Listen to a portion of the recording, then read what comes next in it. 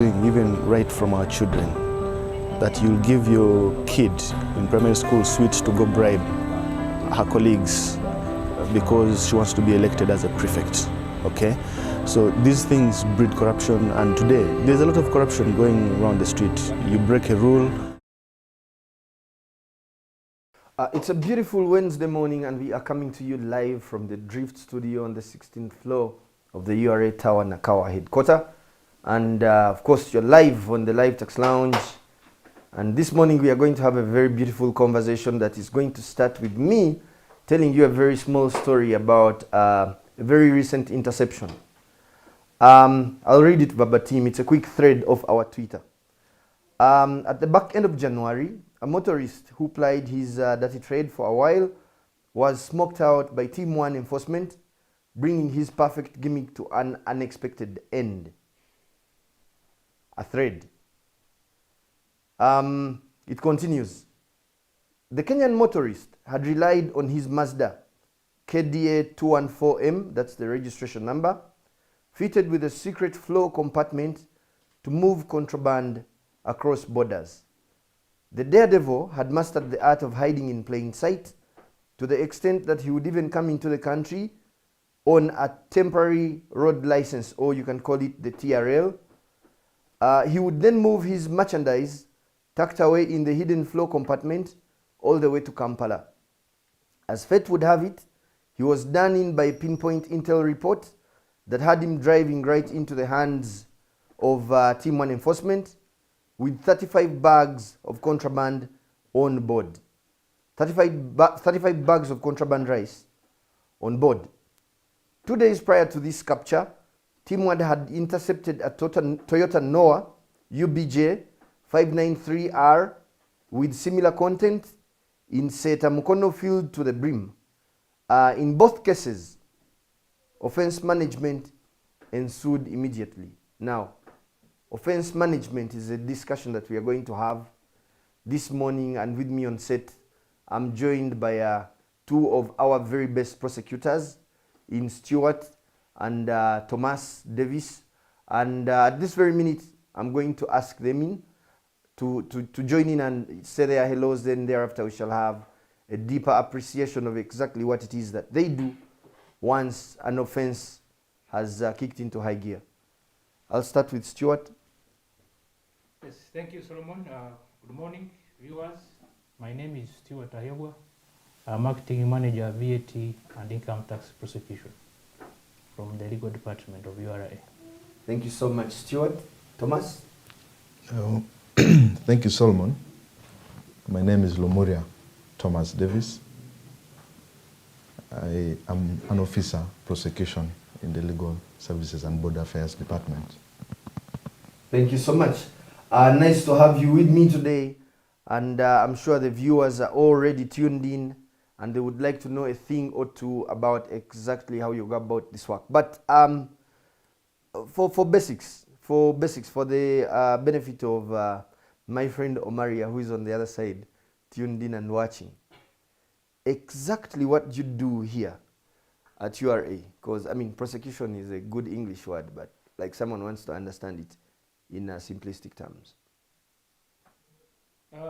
Prosecution now. The prosecution team is under the litigation division, which is under the Legal Services and Border Affairs Department of URA. We are mandated or instanced by the Office of the Director of Public Prosecutions to do prosecutions on behalf of URA and for matters where URA has interest. And when we talk about prosecutions, we mean that a person who has committed an offense. When I talk about an offense, I mean a person who has done an act that the law prohibits and punishes. So we participate in the process of taking someone to court, to have the unlead evidence against them, and have them punished. So in summary, that is the work we do. Thank you so much. We've seen a couple of movies for sure, and in those legal movies, you have one guy in the dock who is taking the questions. Then you have this guy, they're usually dressed up in very nice suits, who are firing the questions. Are you the guys who fire the questions? Yes, firing questions is dependent on, okay, in the prosecution or in the trial process setup, you find that there are like two lawyers. There is one who is on the side, Knight has used the criminal trial, there is a prosecutor. He will fire questions which are in his favor, and majorly when they are doing, the real firing happens at cross-examination. So if it's a time for the defense to bring their witnesses, that's when the firing will happen. But at the time when you are reading your witnesses, you try to be as gentle as possible so that you bring out what they are trying to tell you and tell the court. So so of course the defense lawyer who will fire the witnesses I will bring, and I will fire the witnesses the defense lawyer will bring. So that's how it works. Thank you so much. Yeah. I just had to probe you a bit more so that we get to understand the action side of the entire arrangement. But speaking of URA, speaking of the work that we do, I'm going to start with you, Stuart, because in your introduction you mentioned something to do with VAT. VAT is a domestic taxes tax head. What are some of the common offenses that you deal with on a regular basis when it comes to prosecution? Thank you.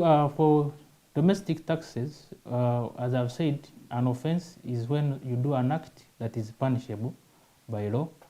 There are some actions that the law has punished. One, if, for instance, we have many cases of invoice trading.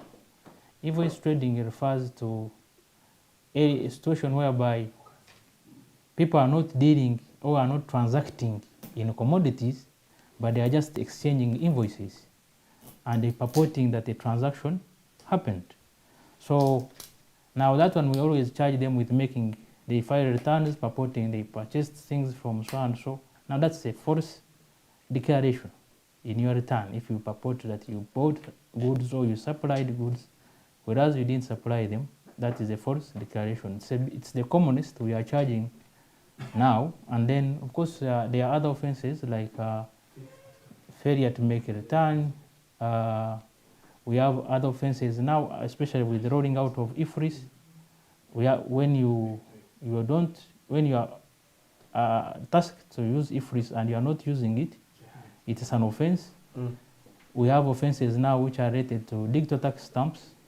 If you are supposed to attach a stamp like on this bottle and it's not there, and we find you in possession or in trading or manufacturing, it's an offense. And so we have several offenses, but they always surround an item we are looking at the particular time. Thank you so much for breaking it down. We are going to dig a little deeper into that at the right time of this particular show. But just before, I would like to have Thomas come in. Which name do you prefer, Thomas Davis or Lomuria? Or all? Thomas. Thomas is your go-to name? Yeah. Nice. Thomas, can you come in on the common offenses within the custom side of the business? Thank you, viewer. For starters, the law under which we charge is called the East African Community Customs Management Act, 2004, as amended.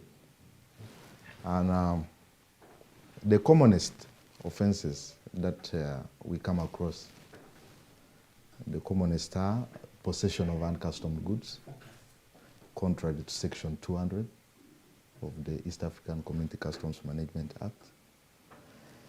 This one relates to what we would call outright smuggling. People pass through ungazetted routes and bring goods illegally into the country. The other commonest offense is possession of the prohibited goods. When I say prohibited, these are goods that are not allowed to be imported into the country, like the contrabands like Carolite, and cigarettes. The other offense I'll talk about is interfering with goods under customs control, contrary to Section 203. Goods are supposed to move and exit maybe through Mpondwe or Elegu, but in the process, maybe the offenders find a way of dumping them in the country, and that means they evade payment of duty. The other commonest offense is fraudulent evasion of payment of duty. People manipulate systems in order to avoid paying taxes. Those are some of the commonest offenses I will talk about. Thank you so much. And from your introduction, there's also an offense called a concealment of goods. Yes, yes. Where people create compartments in buses, in taxis, so that they hide these goods away from the eye of a customs officer on the road. Thank you. Thank you so much. I must tell you at this very minute that questions have started popping in the Q&A that is on the Zoom platform. But we are also taking questions from Twitter. We are taking questions from Facebook. We are taking questions from LinkedIn. We are taking questions from YouTube. So wherever it is that you're catching this stream from, be sure to ask your question and we shall pick it up. And our prosecutors here will be able to attend to that question, so long as it concerns the topic that we are dealing with today, which is offense management. I want to come back to you, Stuart, and actually you too, Thomas, because the question that I'm about to ask could be a question that relates to both. The issue of false declaration. He hinted on it when he was making his submission on some of the most common offenses that URA deals with. But exactly what is entailed within false declaration? What does it look like? Okay, for purposes of domestic taxes, taxpayers always make declarations to URA. And the commonest form of declaration taxpayers make to URA is when they file their returns. Now, as I had intimated before, that when it comes to like invoice trading, you'll find that you are declaring that you bought things worth maybe 100 million from company A. And we find that you have invoices and you have declared and attached invoices, because that's you have referenced those invoices in your declaration. As a proof of transaction? Yeah, as a proof of transaction. So when it turns out that, and maybe investigations are done and maybe because of leads and something like that, we find that that transaction between company A and your company didn't happen. It will mean that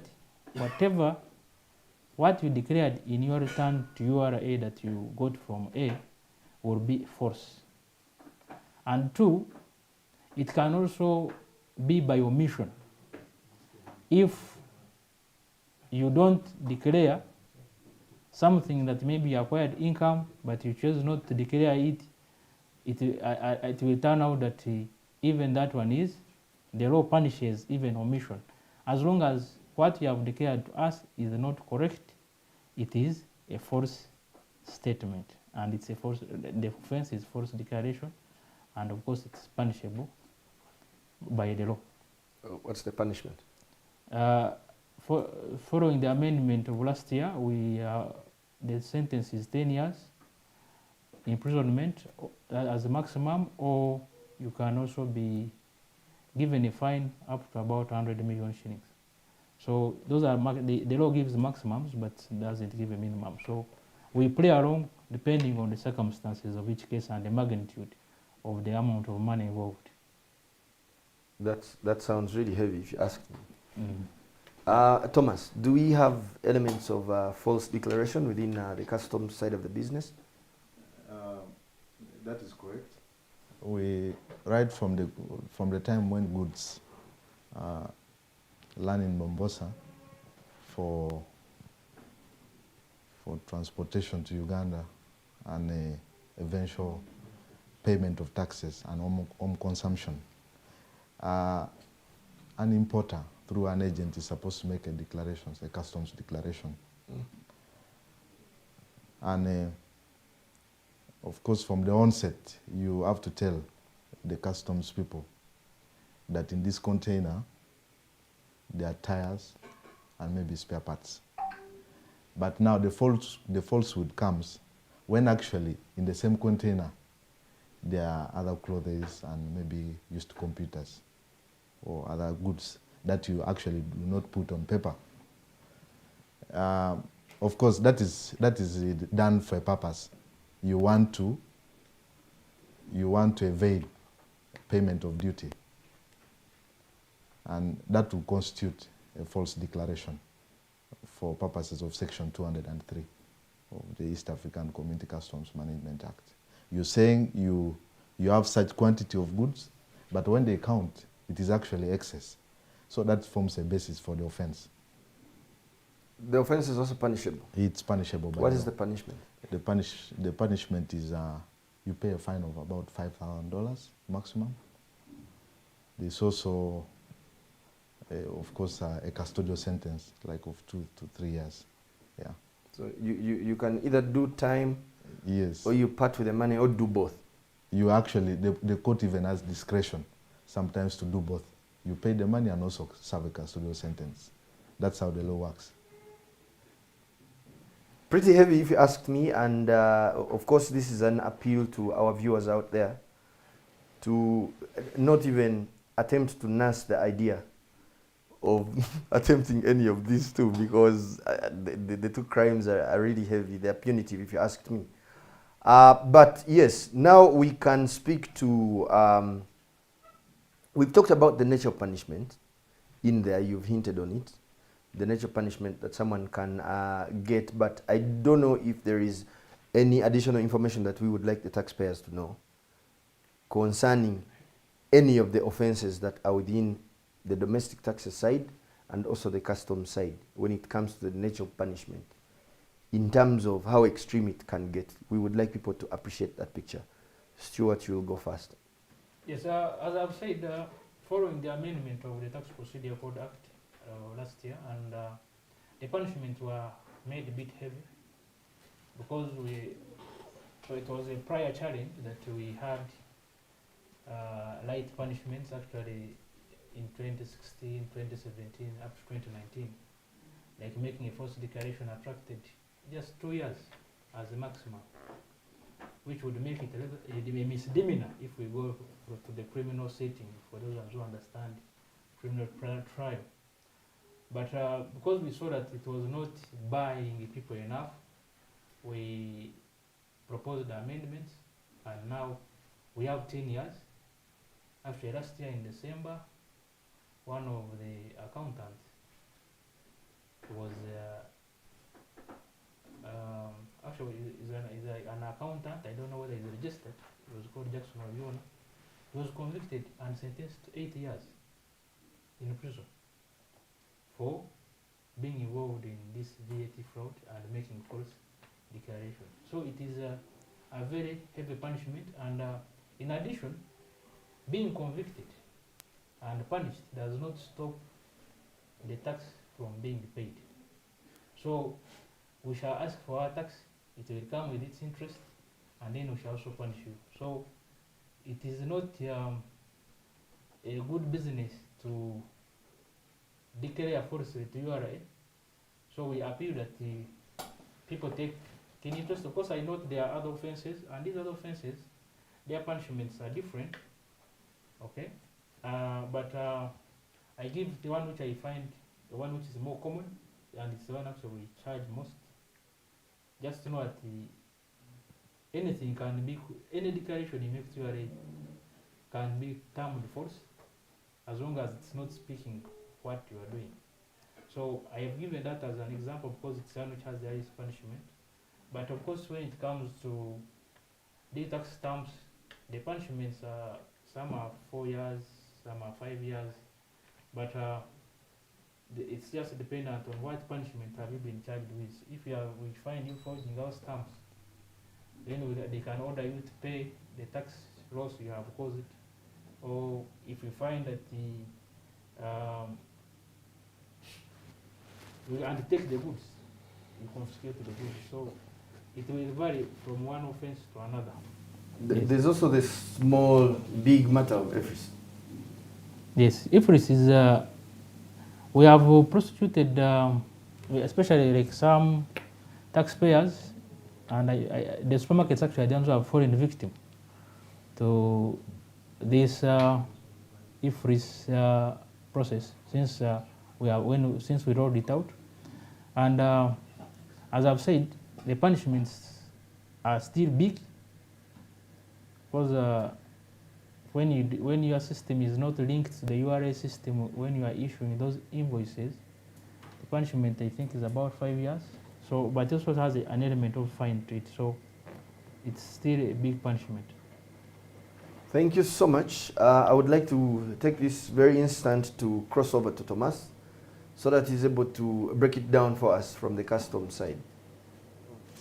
For the customs side, the commonest offense that we normally charge is the possession of uncustomed goods. And the punishment provided for is 50% of the value of the goods, the dutiable value of the goods, or 3 years in custody. That is the heaviest punishment you can ever get for possession of uncustomed goods. Now, when I say 50%, assuming the goods are valued, are given a value of 1 billion shillings, it means 50% of it is 500,000. That is the money you're supposed to pay as a fine before we can even come to talk about the taxes. 50%? Yes, 50%. Of 1 billion? Yes. That's 500 million? Yes. Jesus Christ. Yes, or 3 years in custody. So either way, and also... Or both? Or both. The judicial officer can also issue that you serve both sentences. You pay the fine and also go in custody, maybe for some years. That is the heaviest punishment you can ever get. Of course, the other, under the Act, the other offenses, like for drivers, normally, for being in charge of a vehicle that is maybe being used for conveying uncustomed goods. Section 199 of the Act provides for a punishment of about 5, sometimes depending on the tonnage of the vehicle. Mm. It can be, if it is a vehicle below maybe 250 tons, that one the punishment is $5,000. If it is more, $7,000 for drivers, normally people who are in charge of these vehicles that are used for conveying these goods. The heavier the capacity of your carrier, yes, the more complicated things the more get. complicated matters can be. And of course, for concealment, concealment of goods, it still carries the same punishment, 50% of the value of the goods, for 3 years in prison. I want to probe you further, Thomas. You keep dropping this word, uncustomed goods. And I'm speaking for the layman out there who is tuned in and they're wondering, what is this word? Can you describe for us what uncustomed goods clearly means? Uncustomed goods means goods that have been brought to the country in a very dubious manner or in a very fraudulent manner with a view to dodge the eye of customs officers. It includes goods that have not, where duty has not been collected. Okay. It can also include goods that are actually restricted. Importation is restricted. Yeah. But ideally, the catchword is that uncustomed goods is where goods have not paid. These are goods where duty has not been collected. And these goods are being brought to the country in a very illegal way, contrary to the Act. And when I say the Act, I mean the East African Community Customs Management Act, 2004. So as long as you're caught with goods that customs cannot account for, Exactly. those are uncustomed goods, Uncustomed goods. and you're in a bit of problems. Exactly. And these are goods, we mean goods that have not been declared to customs for purposes of importation into the country. Thank you so much for breaking down that clarity, because we really needed it.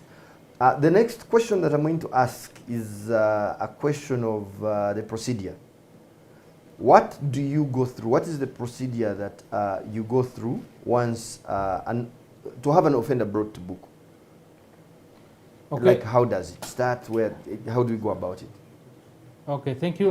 For us as prosecutors, once a matter has been investigated, that is customs enforcement or tax investigation department has done their investigation, they prepare a case file, and that case file is sent to legal or prosecution. Once we receive the case file, we peruse the file to satisfy ourselves that there is enough evidence to sustain the charges which they have proposed, or we can propose charges. And once we are satisfied with the charges which they have proposed, we look at the people whom we are prosecuting. Are we satisfied with the people whom we are going to prosecute?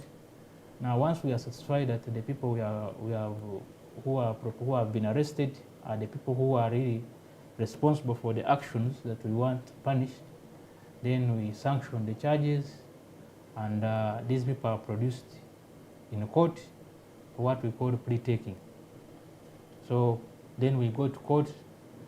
Once the processes now are determinant on what someone will say once they appear in court. Sometimes people reach court and accept or plead guilty. So at that time we go into the process of sentencing. The judicial officer convicts and sentences. But sometimes people reach court and they deny the charges.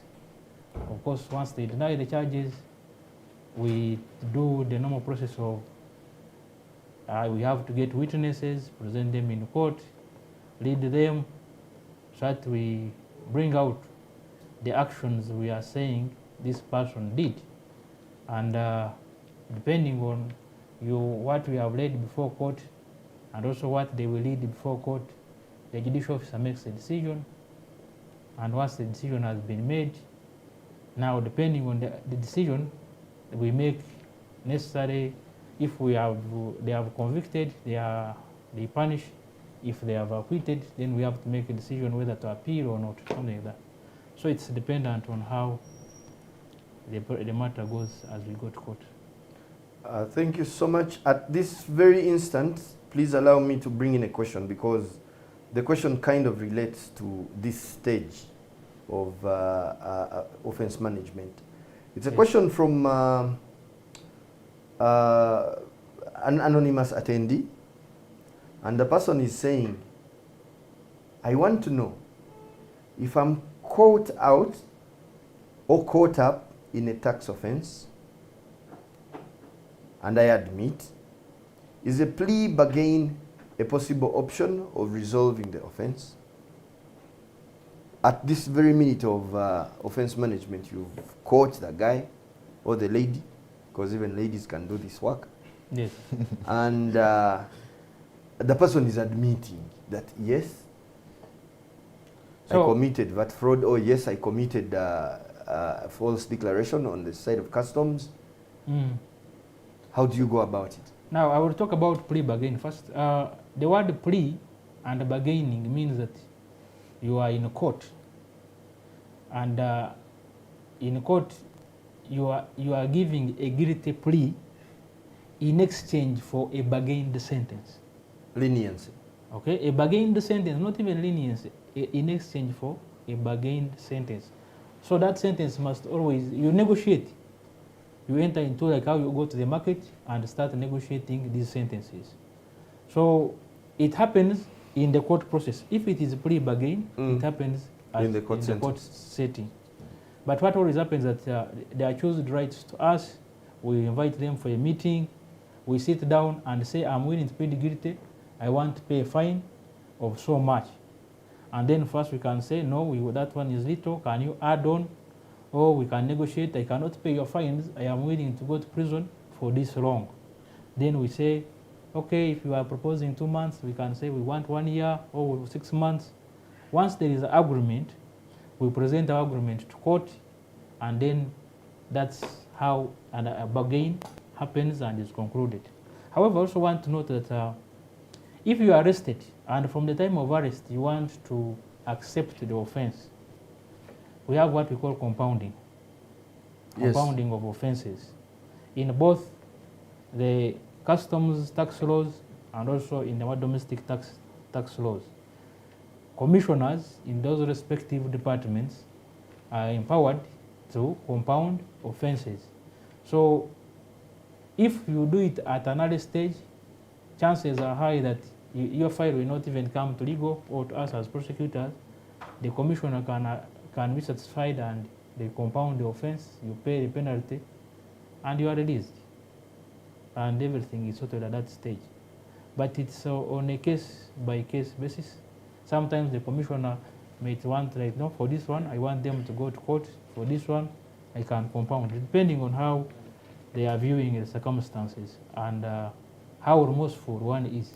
Especially if you are doing it for the first time, there is some level of ignorance and you are accepting. So those are some of the compelling, you are a young person, those can be some of the compelling factors to be given an opportunity to do compounding. But if you find that you have ever been even given your case has, you have ever come forward, you have been arrested. You're a veteran before, in these things. So at that stage, really, there's no the debate of compounding. We shall take you to court. So that's how it works in that regard.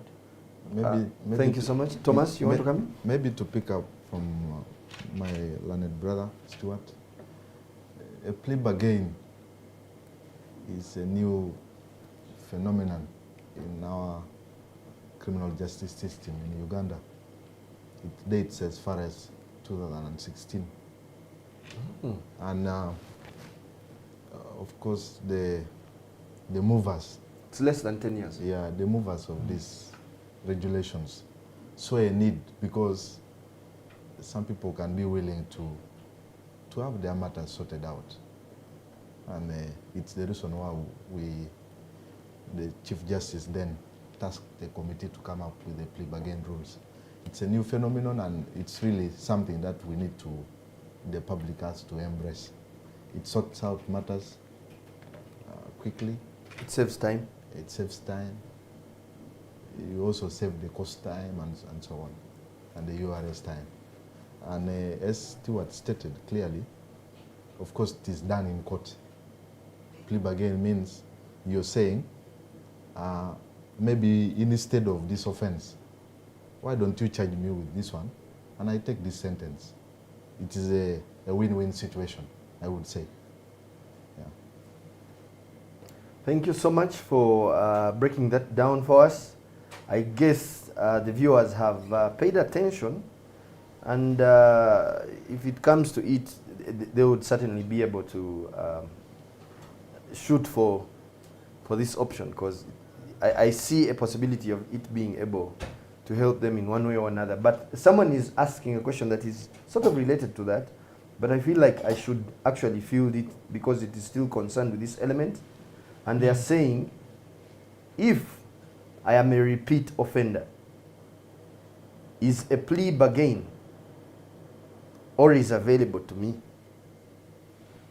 Yes, plea bargain, if the first time maybe we gave you an option of a fine, and you come forward again for a plea bargain, this time we may say we can only negotiate custodial sentence. That is, you go and serve in prison. There, we still will have no problem. We are still open for us to allow you to do a plea bargain that you go to prison. That one, it's okay. But what we may not repeat is to give you a same fine like we gave you the first time. So it means that for you, you are not learning from your mistakes. And so for this time, we'll be more tough. The terms will become more stringent. If in the first time we were a bit lenient, all those leniencies go away. Yes, but if you take custody and you are like, last time you gave me 1 year, now you are taking 2 years, yeah, I can still accept that, okay, can go. That is... Thank you so much for that. That begs me to go back to some of the questions that I had prepared. This is a question of what happens, like, when it's all said and done. Because we saw the procedure before, Now, if an offender has come in, they've been prosecuted, and the court has come to a verdict, that verdict has been heard, what happens next? Well, the starting point is, of course, what decision or what verdict has the court made? Let us say court has convicted you. Now, once court has convicted you, and maybe they will make additional orders. Let us say I've been convicted and sentenced maybe to 1 year or to pay a fine of 10 million. Now, if you choose and pay the fine of 10 million, the other question would be, are there additional orders court has made? If it's a customs case and we have goods, for instance, those goods stand forfeited to the state. And even if there is a vehicle involved, it stands forfeited to the state. Now, but if it stands forfeited to the state, of course, we are supposed to notify our client departments, like customs, and ask that this vehicle has been condemned, and then they take the necessary actions, either to auction it and the like. Although, of course, I will tell you that still taxpayers can still reach out to the Commissioner of Customs for leniency. And sometimes he has really been lenient and he releases these cars to, you find that, you see, the way this law works is that it does not matter whether you, the owner of the car, knew about this criminal activity. So, however, if the owner of the car comes forward, he shows pleads with the commissioner, you show that for you the transaction was not really known to you, you never sanctioned it, and based on how you convince the commissioner, customs, he can choose to release this vehicle to you with a small fine or even none at all. Yeah. So those are the things that can happen in such a circumstance. And if the goods are prohibited, then there are issues to do with what type of goods they are they. Some of the goods require destruction. Now there we shall need to, there are pre-qualified, I think, service providers to do that activity of destruction. And of course there are some items which we cannot destroy, like ivory, for instance. Now those ones, they have to go to the EU Act, provides that once criminal matters are done and you are done with the matters, the head of UA takes charge of his consignment and he takes it there. But even him, he has not destroyed any ivory. I don't know, for the last 7 years, I have not seen any destruction happening. And because it also has international treaties and conventions they have to comply with before a destruction ever happens. In Africa, I think there are only like 2 countries, like Kenya and Uhuru Kenyatta, which was given permission. And I think also there's a country in either Zambia. They were the only ones which have been given permission to do destruction. So it is not a simple process. There is a process that has to happen. So depending on the outcome of the matter and what you are dealing with, it always determines a way forward. Thank you so much for responding to that, Stuart. Fule, I don't know if there is something Maybe Thomas has. To add on to what my learned brothers has said. First of all, for starters, as a prosecutor, all we are looking out for is a conviction. That is our major. At the beginning of the game, you're looking for a conviction. That's what we are looking for. Because you cannot even That is your goal. Yes, you cannot even talk about the results after, unless you first secure that. And once you've secured the conviction, if it is a prohibited goods, of course, as Stuart said, there's a process for destruction. And I wanted to add that you, the offender, also has to meet that cost of destruction on top of what you're paying. Yeah, you have to meet the cost. And intelligence, revenue intelligence and enforcement, they have a way of calculating what fee you should incur in order to meet, in order for the goods to be destroyed. And these goods are normally destroyed, I think there's a destruction point around Nakasongola. That's where goods, these prohibited goods and so on, are destroyed from. Yeah.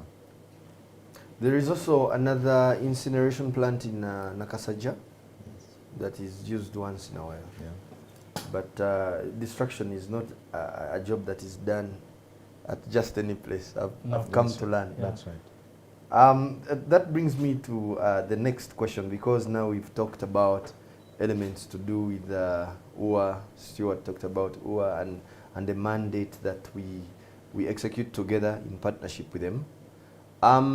It begs me to ask the question from the side of offence management, prosecution, et al., and the law and its application. How wide is the mandate of URA? How far can we extend, especially when it comes to taking care of some elements in partnership with our agencies? Because it's quite common for people to ask questions, especially online, to do with, but isn't this the work of UNBS? But isn't this the work of UA? But isn't this the work of the police? We've seen it a lot. Come in on that, please. Yes, thank you, and that's a very good question. Start with, URA is concerned, especially when you look at customs, with what comes in the country, what leaves the country, what transits through the country. If you bring in firearms and you have no license from the Ministry of Defense and necessary authorities, URA will intercept that consignment. Yes, we shall work with the defense to show that these are guns and prove that they are guns, they are not toys. Of course, but we can prosecute you. At that point, always what happens is that we can be the lead agency, or we can ask them to take a lead, because they can decide whether they want to take it to the court martial and the like for possession of ammunition. So it's always an issue of how these agencies of government relate. When it comes to ivory, when you look at all the cases of ivory we have handled, all pangolin, scales and the like, which are wildlife related, it is because either they have been declared for export. Of course, they will not declare that they are taking ivory. Someone will declare coffee. They are taking coffee to Kenya, and by the time you know what is coffee, it turns out they have mixed what? Things. When they were logs, they will declare they are taking thick logs, but when inside the thick logs there is what? Ivory. So for us, since they have declared them, they are going, it's an export, we have interest and mandate there. And because of that, once that happens, so we work, of course, with UA. You know, you have to, these are sister agencies or brother agencies, depending on where you stand. And these brother agencies of ours or sister agencies, you ask them to, because you can see this is the ivory and yet it's a cow horn. So they have the expertise to help you determine this is the ivory and the like. And we have MOUs upon which we relate. So based on our relationship, we can make a decision who is going to be the lead agency here, and then the matter is handled. Of course, majorly it's always dependent on, one, who has the biggest number of witnesses in this regard. You see, when there are officials of URA who have done the interception, chances are that me calling URA staff to testify in a case I'm leading is a bit easier than a UA official summoning URA staff here. And so, just for convenience purposes, we can choose, we take lead, and then, but they can also work with us and we prosecute together. There's no limitation in that. Thank you so Then much. for UNBS, you will find that when it comes to, we have introduced now digital tax stamps. These are, but when you look at these digital tax stamps, they have also a UNBS There's a mark of conformity. yeah, conformity, yes. So for us to give you our stamps, it means that also you must have cleared with UNBS processes. Now, our interest is tax, their interest is quality. And, but you realize that we might have better laws now on a person who forges our stamps, a person who doesn't apply these stamps, than maybe they have. So if we are done who have intercepted, we take lead, they support. If they intercept, we can also provide support. So it's about who has intercepted, because it becomes yours, then others can give you what? Support. So that's how we operate. Thank you so much, Thomas. I would just add that since we serve the same government, these agencies are always called to support each other. It could be a case of money laundering or smuggling in money. We need intelligence, financial intelligence authority can always call on us, and we prosecute jointly. The UWA people have done it. Yeah, it's more or less about supporting each other to make sure that we move in the same direction, because the mandate of URA, first of all, is to collect tax, but the other is also to protect the community, especially from harmful products. And when it comes to prosecution of offences, the Act lists, the East African Community Customs Management Act lists some items that we can also take on, like ivory, but more or less we always co-opt who are to come in to support, to give a supporting role. We have also seen cases being referred to us from police. Police investigates, maybe theft of goods, but in the process they find that actually these goods are being under customs control, and they hand over the file and even the accused persons to us. We have also seen referrals from Financial Intelligence Authority to check into the returns of particular persons in order to have them prosecuted. We have also seen, sometimes I've seen the commissioner compliance, domestic taxes, even being taken to court as a witness, because maybe the office of the Director of Public Prosecutions is prosecuting people who maybe have done fraudulent transactions, and we need to prove certain points. Yeah. Thank you so much. The mandate is clear, but it's very dynamic, and it gives us room for synergies and partnerships in execution. I love the fact that you've made that as clear as possible, so that that question that usually pops up of, isn't this the work of the other person? Yeah. People can now have a better appreciation. There are two questions here that I would like to field with you before I go back to my last set of questions. And these are questions that are coming from anonymous attendees. They really like to come in here anonymously. One of them is asking a question and they're directing the question. My question goes to Stuart. If I purchase goods from company A and I'm issued with an invoice which I declare to URA, company A does not declare the said transaction to URA, why is it my obligation to prove that the transaction took place? Why doesn't URA go after company A? The question is a bit presumptive. I don't know if this is the practice, but he's asking from the perspective of this being the practice. Stuart, if you can come in respect to that, for us, for prosecution purposes, before we take you to, we task you, we shall first of all look into company and know who are the directors of this company. Do they deal in the things you are purporting to have bought? If we find that they deal in the things we find you are purporting to have bought, and they don't deny your transaction, there for us as prosecution, we don't have business with you. We shall ask them to account for the VAT. Company A would have to account for the VAT that's collected from you who has bought from them. Because when you buy, you are the one who pays the VAT to that person. Correct. However, if we find that company A does not exist, especially let us say in the register of companies, especially companies which were registered like in 2019 and beyond, you'll find that people found a way of registering for VAT with URA with companies which are registered at NASA Road. Now, when I mean NASA Road, I mean forged companies. They come here, present certified things. I want you to say that again. Yes. Like for So, I mean, like you come here with false documents and you find they have registered someone with, because someone, you see, VAT registration is not hard. yeah. It's just a matter, they will show they are in vertable, they provide vertable services, they have an office, they will take you to an office which they have rented for 1 hour, very decorated, and you give them a range, you are just Well branded. well branded. By the time you leave, they also remove their things. So now, if we find that the company you dealt with is that kind, we shall ask proof purchase.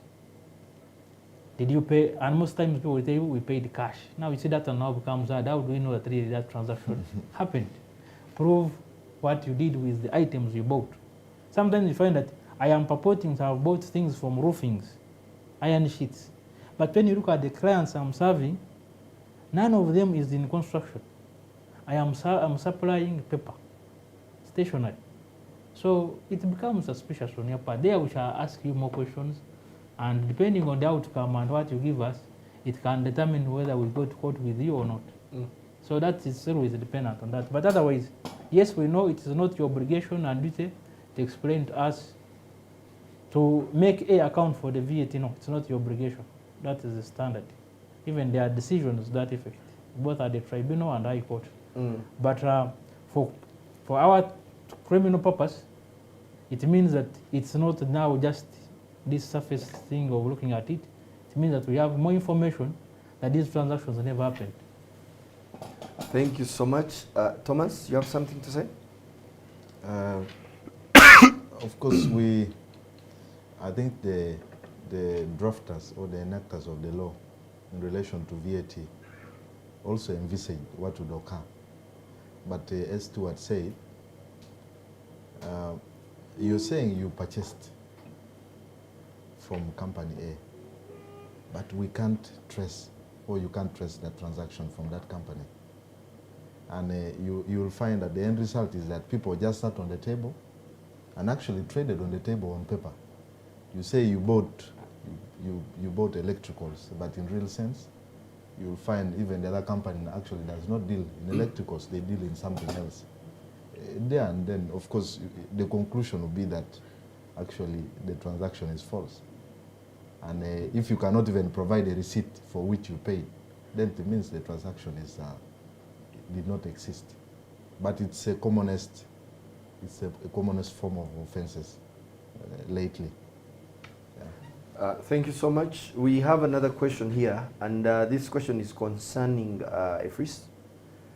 And the person is asking, following the rolling out of EFRIS, I enrolled for the service.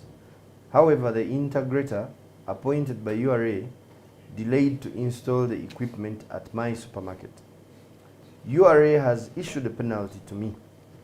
Why should the inefficiency of the integrator be, he says, visited on me, but I think you get the drift. Yeah. Of course, when you look at that, it's an issue of a case. That's an issue. That complaint you can lodge. When you get a penalty, as a taxpayer, you have a right to object. And when you object, you give those reasons you have talked about. You say that for me, I was willing to go into your system, but because of inefficiencies on your part, and you list them, then I am unable to use your system. And I think the objection team will discuss with the EFRIS team.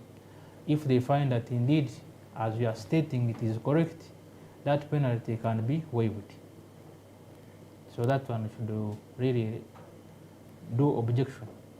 I hope you are within time to object, but even if you are out of time, that is more than 40 days, you can apply for extension of time to enable you object, and then you provide your grounds.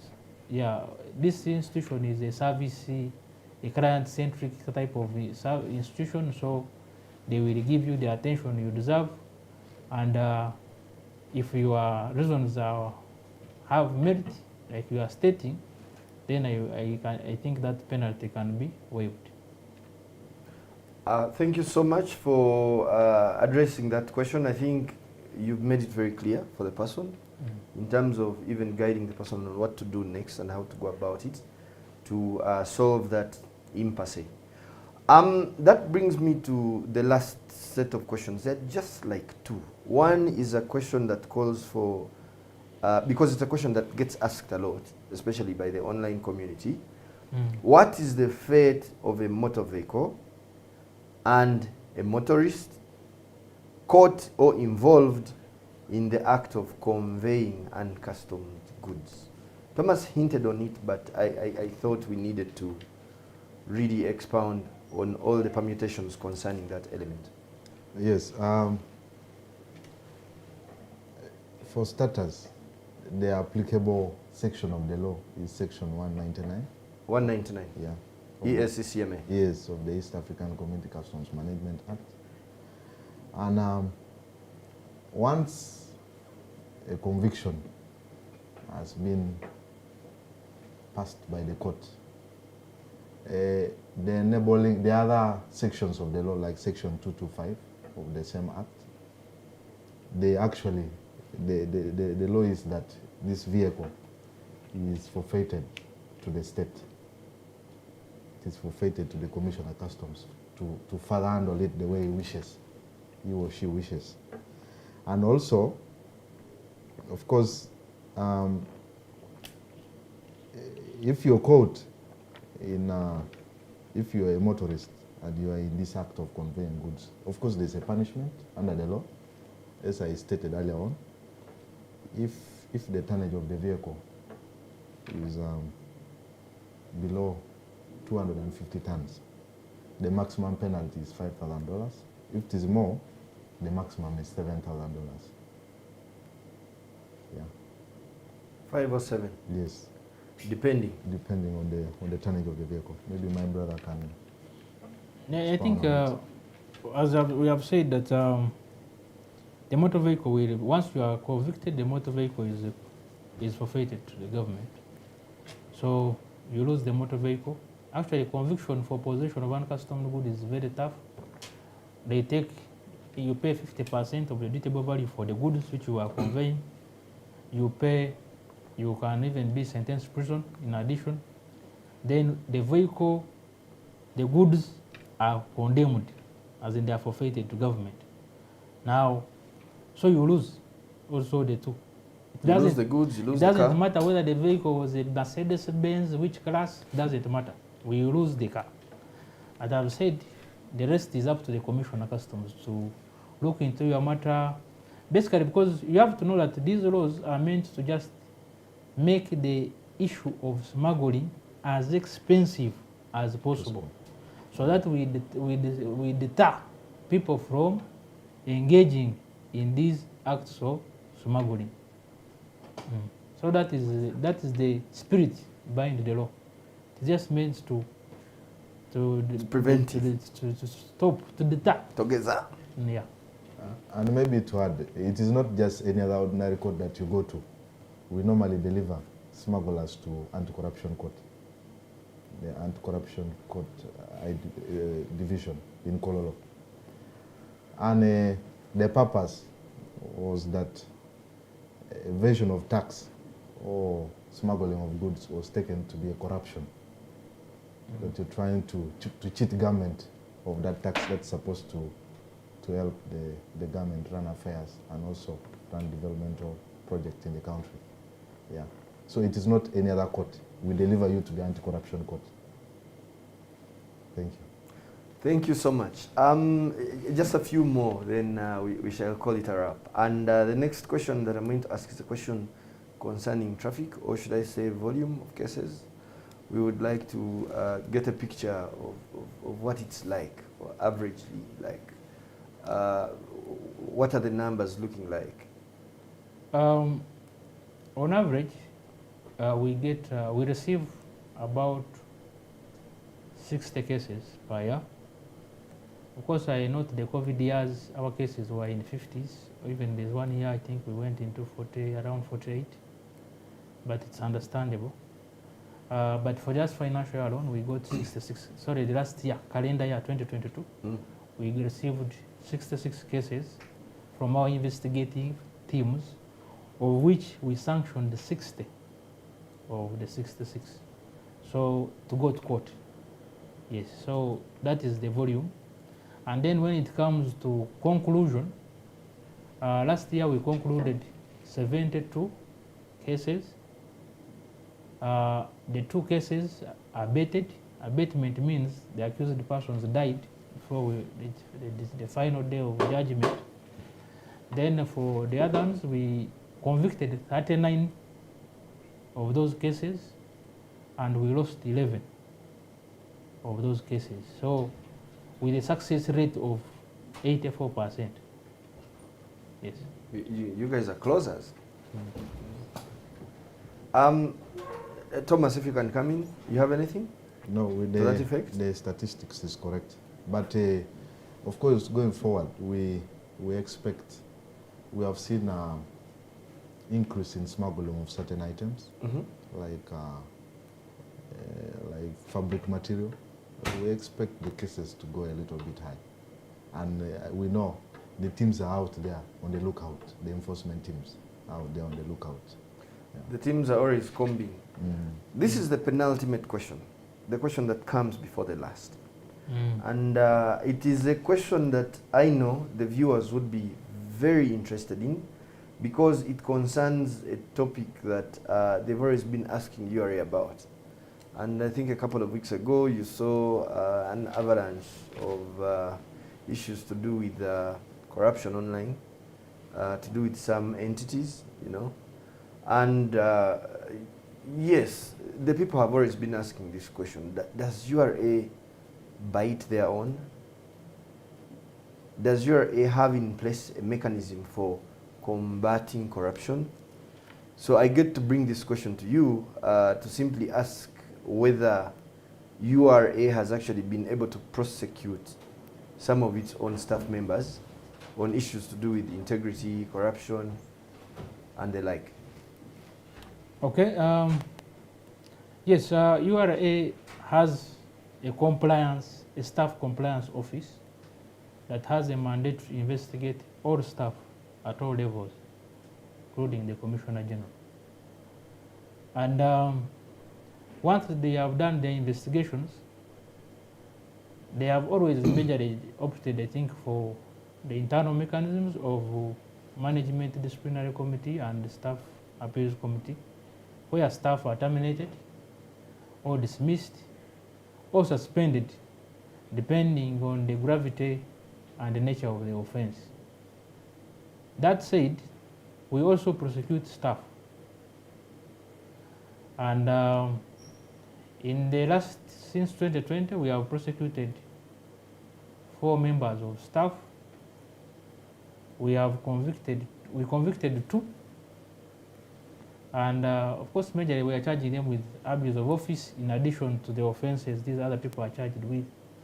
And like especially taxpayers, you find that there is always connivance. So where there is clear cut, there is connivance, a member of staff can be prosecuted. Yes, we have prosecuted, I've said 4. We convicted 2. 2 were acquitted on technical grounds. So, but yes, we prosecute our own. Thank you so much for really making that clear. Yes, Thomas? I would just add that even way back, there are staff who have been prosecuted for corruption and even soliciting bribes. And cases have gone as far as reaching the Supreme Court, and reaches there, and even the Supreme Court says no, the conviction and sentence should stand. Yeah, so in a money environment, of course you expect temptations here and there. And for customs purposes, we have seen why even staff, instead of going to open the container to actually check and come with a VA, a verification account of what is entailed in the container, somebody just goes and they write whatever they think is in the container, and then it turns out actually to be a false declaration. You can be taken on it. And as Stuart said, we have prosecuted some. Yeah. Thank you so much for clarifying on that. Last question, this is the very last. Okay. And we close, really, the Live Tax Lounge, this particular edition, unless, of course, there's a very pertinent question that is probably going to come through via the platforms. But as far as the questions that I had prepared for you, this is the last one. And it is a question that is concerning challenges. Do you guys face any as you go about this work of prosecuting?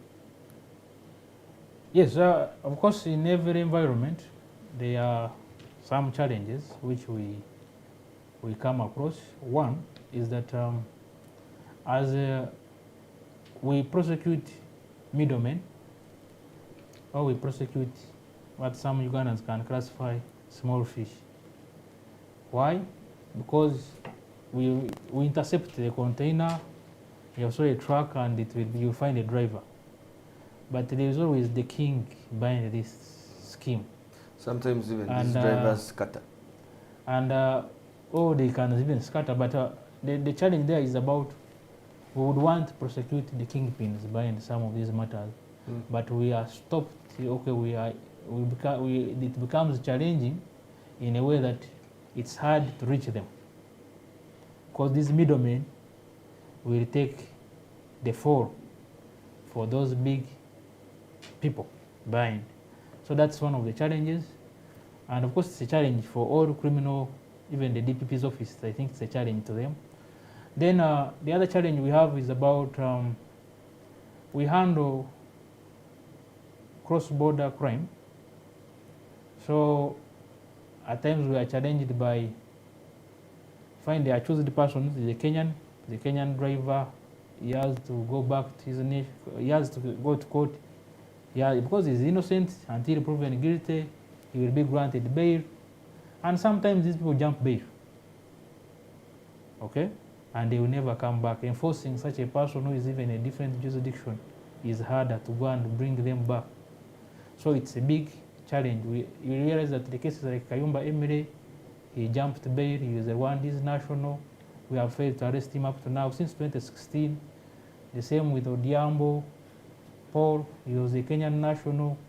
Those are Ivory cases. Those guys jumped, and up to now we can what? Then we have an issue with witnesses. When it is URA staff who are witnesses in a matter, we can do and control them because they know they have an obligation to testify in these cases. And we have other areas where we can squeeze them to come to court and testify. But when it comes to members of the general public, at times, one, they can be threatened.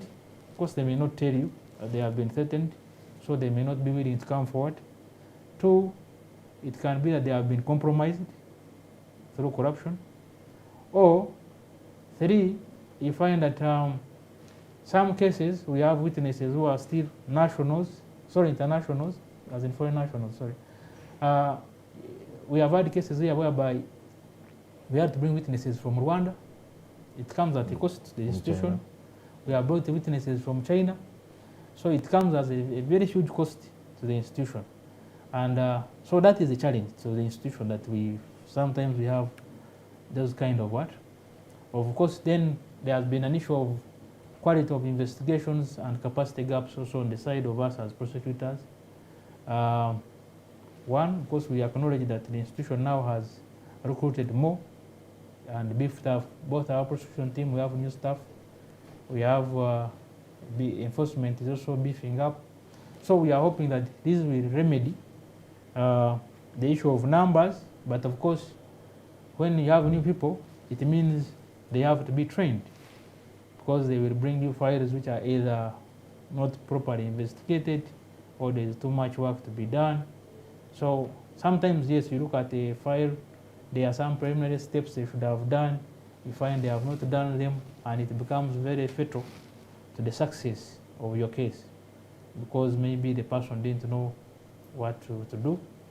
So, but we do trainings with intelligence, we do trainings with enforcement, but of course there are transfers and the like, so all those, of course, which have also happened. So sometimes those things give us challenges. Of course, when it comes to the court system, we are one among many who are also needing services of these courts. We don't have a problem of backlog, especially at the anti-corruption court, both in the magistrates court and the high court.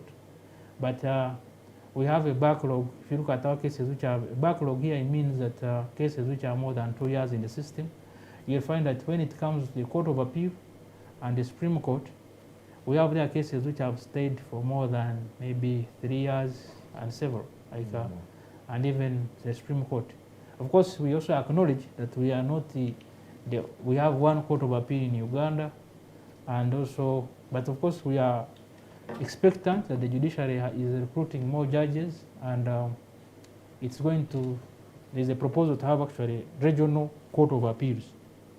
So with such innovations, especially also in the judiciary, and we hope that we shall cease to have any issues to do with case backlog, especially at those appellant levels.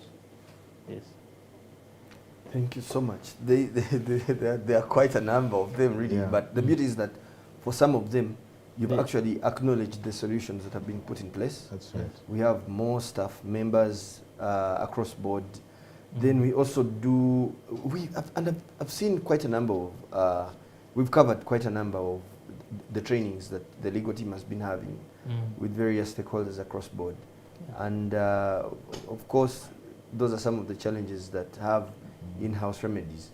Then some of them have remedies that are beyond the, the Yeah, tower. of course, there is that Yeah. one of And- corruption, which is I wouldn't want to say it, but it that is calls it for is partnership. that one is a bigger animal, because especially for beyond just URA, and it's at a different level. So it's, but it's there also. It's a big threat.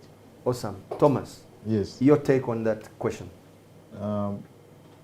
The biggest challenge that we have actually had with the public is hostility of the witnesses.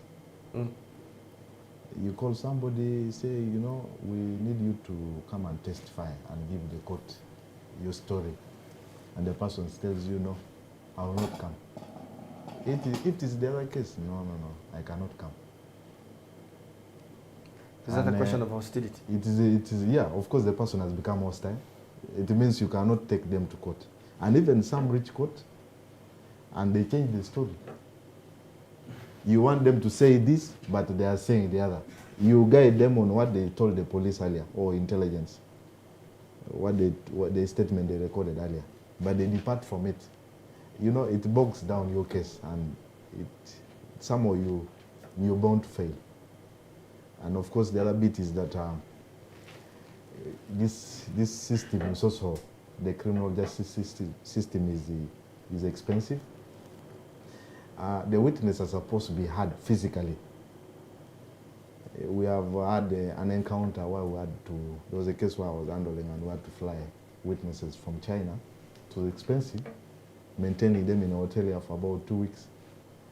And therefore, it meant that customs had to dig into their vote in order to take care of those Chinese. Of course, the other bit is that when you look at the witness arena, our law is still weak in terms of witness protection. An accused person is on bail and is able to access these witnesses, pay them off, and it's actually the reason why they fail to come. But when it comes to officers of URA, of course it is a task that part of your duty as a URA officer is to testify in court. And we have really not had so much challenge in dealing with our own officers. But when it comes to the public out there, it's nasty, I would say. It is not easy. We have actually had even to arrest somebody to bring them forcefully to court. Of course, the law allows that you can pick somebody by force and bring them. But going forward, especially for international witnesses, I think it's a green area that we're trying to explore into Zoom, and then we see maybe if they can testify on video. Yeah, it's a new area that we need to explore so that we avoid the costly bit of bringing them physically here and so on. Yeah. It would make a lot of sense. We've actually seen the justice system in Uganda embracing that over the past couple of years. It would be a welcome avenue. This is the part where you get to make some parting shots as we bring the discussion to a close. And of course, I'll start with you, Stuart. It could be an appeal, it could be greetings. Okay, I want to thank you, our viewers, for listening to us. And as a tax officer, I will appeal to you that you do the right thing when you are declaring to URA. I would also appeal to you that if you have a business and you have tax consultants or people who assist you in filing your returns, interest yourself in the work that they do, because most times we have people pleading ignorance. They don't know what their accountants were doing, but sometimes it might be hard for me to believe your story because everyone tells it. So you might be the victim of the circumstances. So I would ask that you look into your records, and once you look into your records and find there are things which are not going well, you can come and report yourself to URA, especially to the Tax Investigations Department's office, and you say that I looked into my returns, I found there are these problems, I don't know these transactions, but my accountant is so and so. At that point, we might believe your we have all the reasons to believe you, because you have brought yourself. And then for us we can then help you in dealing with, we can investigate the matter and we make sure that you are protected. So I ask that you look into those areas, look into your business. Basically, let us own our businesses and own them fully. And for those, at times we might want to, once in a while, you can get a different person to look through your records, who is not the normal person you have been using, especially for those of you who use people who are the ones you pay 50,000, 100,000, those cheap guys you find around available in the market. I have found them to be the high risk in this area of VAT fraud. So I would want that you pay particular attention in the work they do for you, and also be mindful when they ask you for blank invoices, know who handles your invoice books, know who handles your delivery notes and receipt book. So once you pay keen attention to those details, then we shall not have people falling victims to URA's actions. Otherwise, we are prepared to support in the process if you come forward by yourself. I thank you. Thank you so much, Stuart, for that. It was a powerful closing statement. Thomas, over to you. Yes, thank you, Solomon. Thank you, our viewers. I would just say crime is expensive, and it's better to do the right thing at the right time. Interest yourself in whatever goods you're importing and the declarations you're making. Interest in yourself in whatever declarations you're making to URA, especially VAT, because at the end of the day, the agents that you use will run away and they will leave you in the picture. And trust me, you will face it squarely, and only you, because crime is personal. Be careful with the people you share your details of the tin and so on, and whatever they use it for, to avoid commission of offenses and to avoid being on the court on the wrong side of the law. Thank you, and I wish you well. Thank you so much, Thomas. Crime is personal. Yeah. Crime is expensive. Yeah. Protect your teen at all times. Mm. Powerful closing statement. And that, ladies and gentlemen, brings us to the end of this episode of the Live Tax Lounge. From all of us at URA TV in the production room, we do have Maria, we have Trevor, we have the only lady in the URA TV crew, Irene, and we also do have Ebenezer. They are the guys that you don't get to see, but they are the people who are involved in the cooking and preparation of this kind of work that you get to enjoy. We hope you learned a thing or two, and we do hope and pray that you protect yourself from any sort of crime or indulgence in any sort of element that would bring you down the path of interacting with these guys, because it's usually an uncomfortable discussion. From all of us at URA to you, adios. Thank you.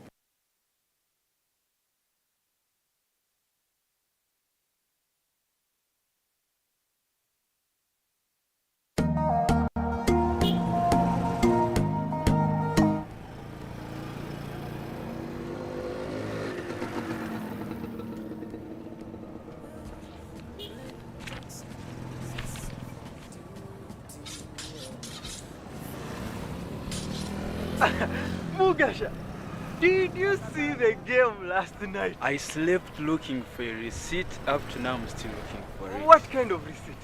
There is a certain receipt. I need to file my returns. I'm trying to find it. By the way, do you know these guys of URA asked for 3 million from me? Me, I paid 500,000 only. You mean you pay only 500,000? Yes. They asked for 3 million. Why am I being asked to pay more? I don't know. You must know. We have the same level of capital, same rent, same premises. We even meet the same expenses. Why am I being taxed more? I don't know. But for me, I sent my income and expenses via the URA website. So they are punishing me because I did not send that through the website. Mugisha, you know these things. You know the type of expenses we go through here. I know.